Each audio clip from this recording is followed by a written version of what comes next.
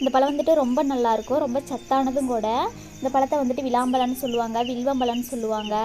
இதை வந்துட்டு நம்ம அப்படியே சாப்பிட்றத விட இது கூட சர்க்கரை வெல்லம் சேர்த்து சாப்பிடும்போது இன்னும் டேஸ்ட் நல்லாயிருக்கும், குழந்தைங்களும் விரும்பி சாப்பிடுவாங்க. நம்ம இதை வெல்லம் சேர்த்து செஞ்சு உடனே சாப்பிட்றத விட 2 நாள் 3 நாள் அந்த மாதிரி 2 நாள் 3 நாள் கழித்து சாப்பிடும்போது அந்த வெல்லத்தில் அந்த பழம் ஊறி இன்னும் டேஸ்ட்டாக இருக்கும். இந்த பழங்கள்லாம் சீசனில் மட்டும்தான் கிடைக்கும். இதோட காயை, விளாம்பழத்தோட காயை கூட மசாலா போட்டு சாப்பிட்லாம். அதை விட இந்த பழம் சாப்பிடும்போது டேஸ்ட்டாக இருக்கும், ரொம்ப நல்லாயிருக்கும் பழம்.